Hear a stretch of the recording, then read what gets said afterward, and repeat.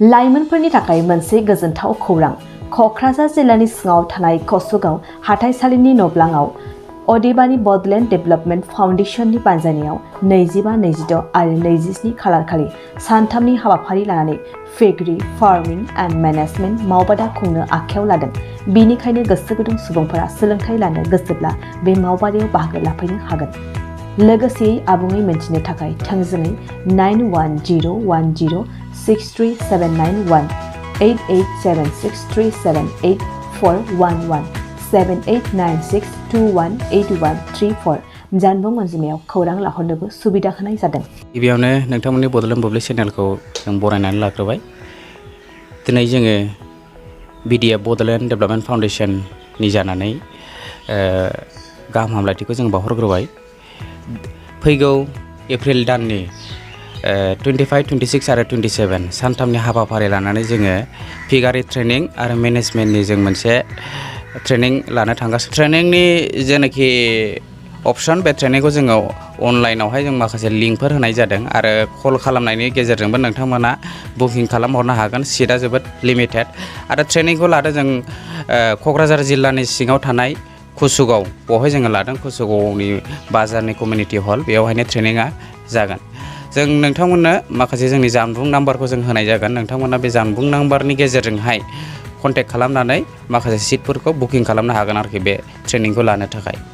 फैगौ एप्रिल मान्थनि 25, 26 आरो 27 सानथामनि हाबाफारि लानानै जों मोनसे मावबादा खुंनो थागथियारि जादों।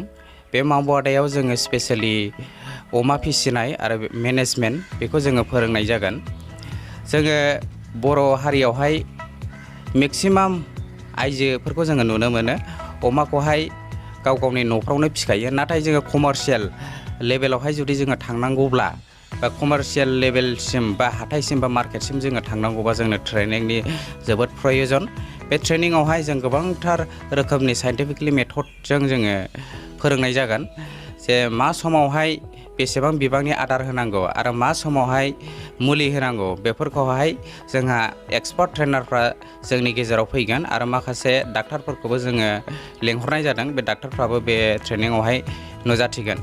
जोङो नुयो जोंनि जेनाखि आसामावहाय थांनाय 2021 मायथाइनि जेनाखि बेदरनि प्रडाक्सन बेखौ बे रिपर्टखौ जोङो नायोब्ला जोङो नुनो मोनो 54.420 टनल' बेदर दिरुननायखौ जोङो नुनो मोनदों। नाथाय गुबुन गुबुन हादरसायाव जोङो नुनो मोनो 1800 बा 500नि गोजौआवहाय माखासे प्रडाक्सनफोरखौ बेदरनि प्रडाक्सनफोरखौ दिरुननायखौ जोङो नुनो मोनदों आरोखि।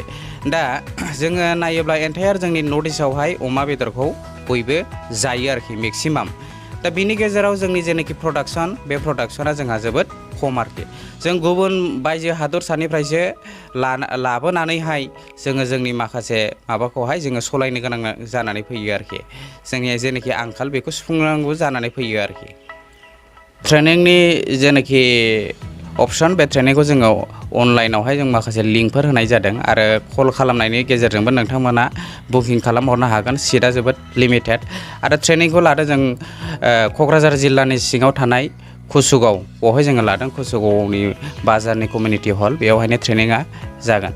जों नोंथांमोननो माखासे जोंनि जानबुं नाम्बारखौ जों होनाय जागोन। नोंथांमोना बे जानबुं नाम्बारनि गेजेरजोंहाय कन्टेक्ट खालामनानै माखासे सिटफोरखौ बुकिं खालामनो हागोन आरोखि बे ट्रेनिंखौ लानो थाखाय। आচ্ছা, गुबुन गुबुन जिल्लानिफ्रायबो फैनानै बे ट्रेनिंखौ लाफैनो हागोन। गोजानफोरनि थाखाय बेवहाय थानायनि जों बेबस्था खालामदों। माखासे रेसिडेन्सियेलफोर बेवहाय थानाय जानाय बेफोरबायदि बेबस्थाखौ जोंनिफ्रायनो जों बानायनानै होनाय जागोन आरोखि। नोंथाङा सरखारि साख्रि नागिरदोंना? नोंथांनि थाखाय मोनसे गोजोनथाव खौरां। नोंथांनि थाखाय दं एडुकेट पइन्ट, जेराव नोंथाङा सोलोंथाइ लानायनि गेजेरजों सरखारि साख्रिनि गुबुन गुबुन रोखोमनि गोब्राब आनजादफोरखौ उथ्रिसारनो हागोन आरो गावनि आथिङाव गसंथानो हागोन।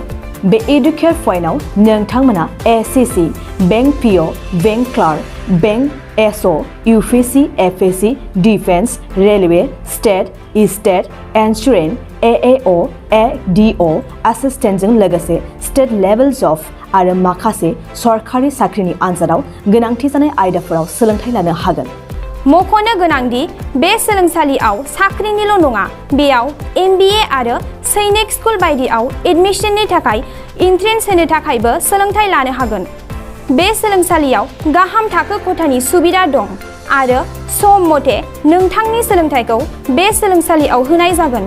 बेखौबो मिथिनांगोन दि बे एडुकेयार पइन्टआव सोलोंथाइ लानानै बावैसो 2021-22 इं मायथाइनि SSC GDनि आनजादाव गासै 11 सा सोलोंसाफोरा उथ्रिसारनो हादों।